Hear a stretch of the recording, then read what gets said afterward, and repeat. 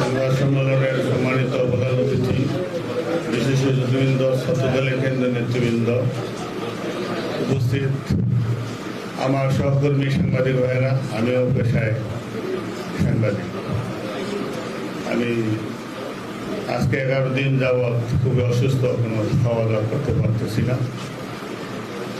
আমার মাত্র 2টা ছেলে, একটা ছেলে বিদেশে থাকে, আর এই ছেলেটা ঢাকায় থাকে আর রাজনীতি করে। ওর নাম আতিকুর রহমান রাসেল। 1 জুলাই 6টা 2 সময় আমাকে একবার ফোন দিয়েছিল, বলছে বাবা আমার আইডি কার্ডটা কোথায়? আমি বললাম আমার কাছে। বললো এটা আমার বড় মেয়ের কথা বললো যে ওর কাছে আপনি রেখে দিয়ে আমি নিয়ে যাব। কিছুক্ষণ পরে আমার এক জামাই ফোন দিয়েছিল যে আব্বাইরা সবাই আমাকে বাসা আসবে, আপনিও আসেন। বললাম আমি একটু শাহবাগে ব্যস্ত আছি, এরপরে আমি আসতে পারবো না। বলছে একটু দেরি হইলেও আসেন। তখন বললো যে ঠিক আছে দেখি আসবো। এরপরে কিছুক্ষণ পরে তার যে সহকর্মী যে আলামিন, ওদের সাথে কথা হয়েছে বোধহয় 10-15 মিনিট পরে রাব্বির সাথে হয়েছে। সর্বশেষ রাসেলের রুমের জনি নামে এক সহকর্মী আছে ছাত্র দলের, ওর সাথে বোধহয় সেটিকে বলছে যে আসবি, বাড়ি থেকে আসবি না। তখন বোধহয় 6টা 27 বা 28 এরকম কালকে জনি দেশের থেকে আইসে আমাকে যেটা জানাইলো, এইগুলো সর্বশেষ। এরপর তার মোবাইল বন্ধ।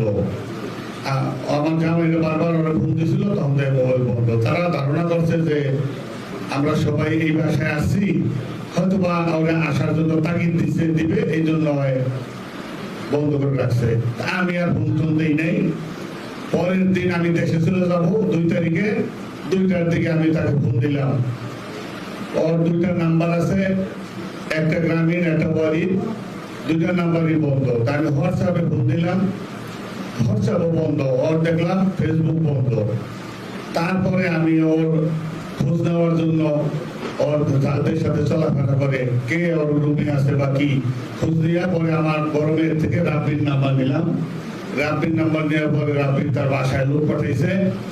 পাঠানোর পরে বললো যে সে তো রাত্রে বাসায় আসে নাই। আমি আপনাদের কাছে একটা জিনিস বলতে চাই, ও 34-35 বছর বয়স, কোনোদিনই ঘরের বাইরে ঘুমায়নি, বা ঢাকায় থাকলেও কোনোদিন রুমের বাইরে ঘুমায়নি। তখন আমরা একটা দুশ্চিন্তা করে গেলাম। সবার কাছে বলার পরে আমি লালবাগ থানায় যাইয়া একটা জিডি করছি, যে জিডি নাম্বার 80 2 তারিখে করেছি। এরপরে থেকে শুরু হয়েছে তার খোঁজাখুঁজি। এ পর্যন্ত আজকে 11 দিন আমরা কোনো সন্ধান পাইনি, সন্ধান কেউ দেয়নি।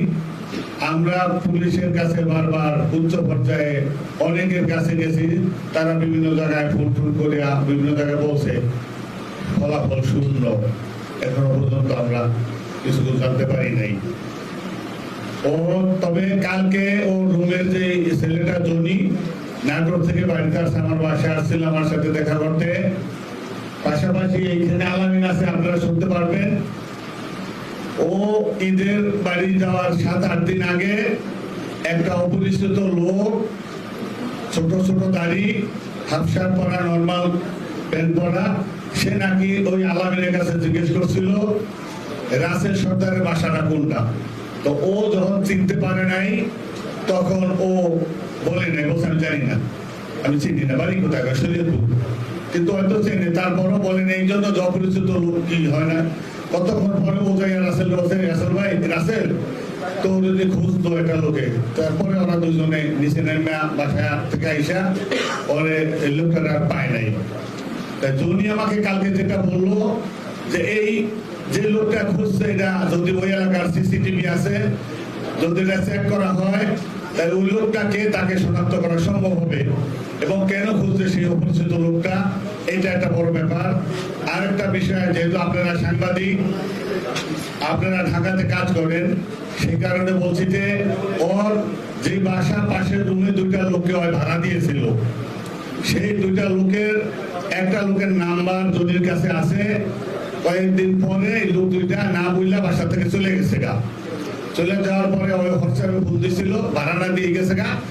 পরে ফোন দিছে, ফোন করে না। ও কয়েক আত্মীয় নাকি আইন শৃঙ্খলা বাহিনীর বড় কর্মকর্তা, এইটা আমাকে জড়িয়ে জানিয়েছে কালকে রাতে। এই হলো আমার কাছে ওর গ্রেফতারের কিছুটা ক্লু। এখন সেই নাম্বার ট্র্যাকিং করলে পুলিশ হয়তো বুঝতে পারবে এই লোকটাকে, তার আত্মীয়কে, কারা এটা করতে পারে। তাছাড়া আমার ছেলের সম্পর্কে রাকিব কেন আরো স্থায়ী কমিটির সভাপতি সেক্রেটারি অন্তত 50,000 বিএনপি নেতাকর্মী জানে একটা ভদ্র ছেলে, নম্র ছেলে, জীবনে রাগ করে কথা বলতে পারে না। আমার এতক্ষণি বয়সে 35 বছরে কোনোদিন পরে আমি দেখি নাই রাগ হতে জোরে একটা কথা বলতে, একটা অশ্লীল ভাষা বলতে। আমি রাগ দিলে কান্না করতো, আমি বলতাম চুপ থাক, তাহলে কান্না করতো। এরকম হলো। আমরা যদি আমার ছেলের ছবিটা দেখাই, এই মোবাইলটা তো দাও, আপনারা বুঝতে পারবেন যে আমার ছেলেটা, আপনারা হয়তো অনেকে সাংবাদিকরা হয়তো ওরে দেখতে পারেন, আমি জানি না যে ওরে দেখছেন কিনা। এই দেখেন আমার ছেলে এরকম চেহারাবান সন্তান, আমি জানি না আমার বাবা 11 দিন যাবৎ কি খায়, কোথায় আছে, কেমন আছে আমি জানি না। আমি কাউকে দোষারোপ করি না। আমি আমার সন্তান আমার বুকে ফেরত চাই। ওর মা নাই, মা হারা সন্তান আমার।